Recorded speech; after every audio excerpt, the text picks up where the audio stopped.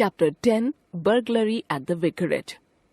Characters in the play: narrator, Reverend Bunting, Mrs. Bunting, his wife, the intruder.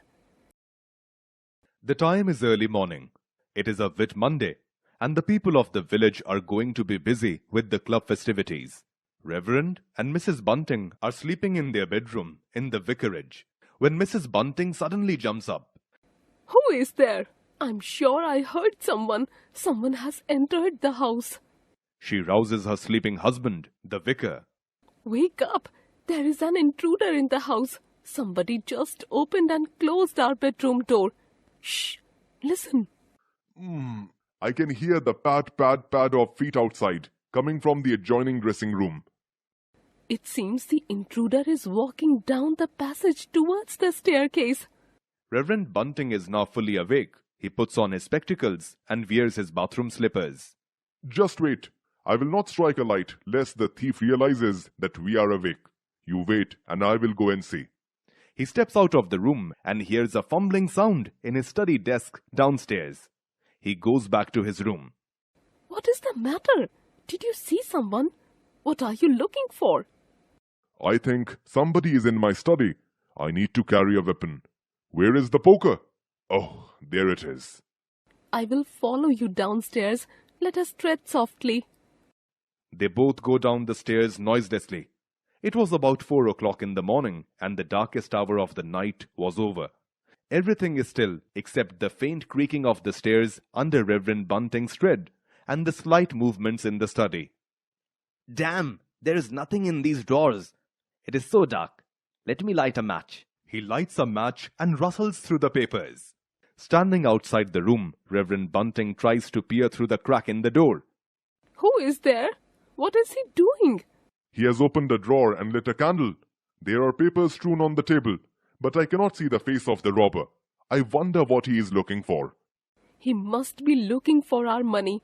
We had kept our housekeeping reserve of gold, 2 pounds 10.5 sovereigns all together, in the bottom drawer.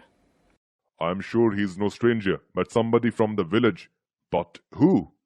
Suddenly they hear the chink of money and realize that the robber has found their gold.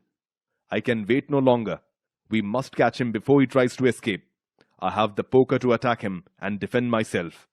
Pushing the door open and rushing into the train, Reverend Bunting shouts fiercely, "Surrender!" Mrs. Bunting follows her husband and then stops still, amazed. The room is empty. There is no one here. Where did he go? He is not under the table or behind the screen. I have even seen behind the curtains and the waste basket. Wait, I will look up the chimney and search the coal scuttle. Finding nobody, they stopped their search and looked questioningly at each other.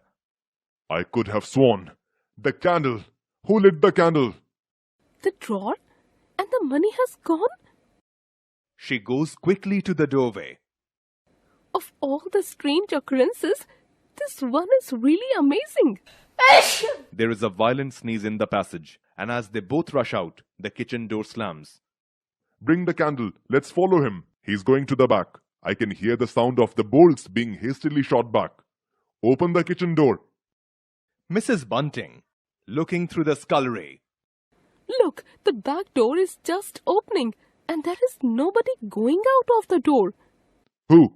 Who was that? What is happening? There is no one there, yet someone is opening the door. To his amazement, the door opens, stands open for a minute, and then slams shut. As it does so, the candle Mrs. Bunting was carrying flickers and flares. Let's go back into the kitchen and search again. I will search the kitchen, pantry and scullery. You go down to the cellar. Lock the door carefully. There was not a soul to be found anywhere in the house. There is nobody here. I wonder who it was. There has been a robbery. Our money is gone. Who was it? Was it the bogeyman? Soon it is daylight. The vicar and his wife stand there looking at each other with fear and wonder at the turn of events. In a little while, the village of Iping is abuzz with the news, and the hunt for the mysterious robber begins. From The Invisible Man by H.G. Wells. Adapted. Burglary, illegal entry of a building in order to commit theft. Whit Monday, a holiday celebrated in Christianity marked by a feast. Reverend, a title used for people ordained for religious duties in Christianity. Vicarage, the house assigned to a vicar, a priest who is in charge of a church of a particular area and the needs of the people who reside there. Rouses, wakes up. Intruder, a person who enters a house or building illegally to commit a crime. Adjoining, next to or joined with. Lest, in case. Poker, metal rod with a handle.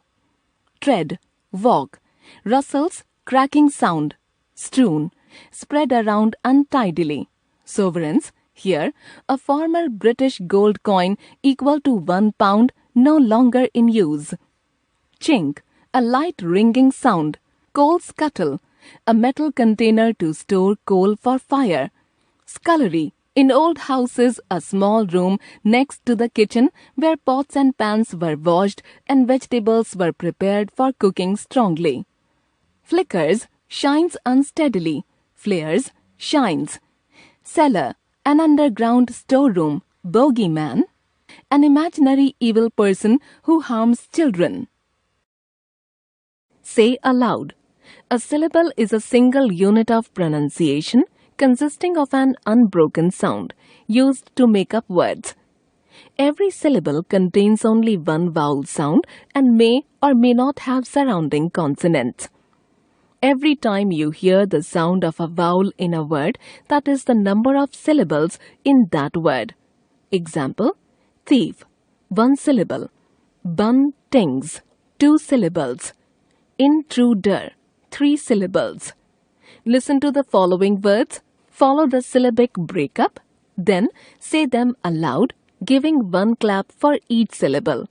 Wonder, engine, rushing, poker, kitchen, vicarage, customer, noticing, bogeyman, adjoining, Monday, invincible, information, sovereign, mysterious. Say the words aloud and mark the breakup for the syllables in the space provided.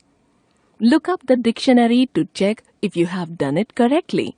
Word, syllable breakup, sneeze, bedroom, reverend, scullery, spectacles.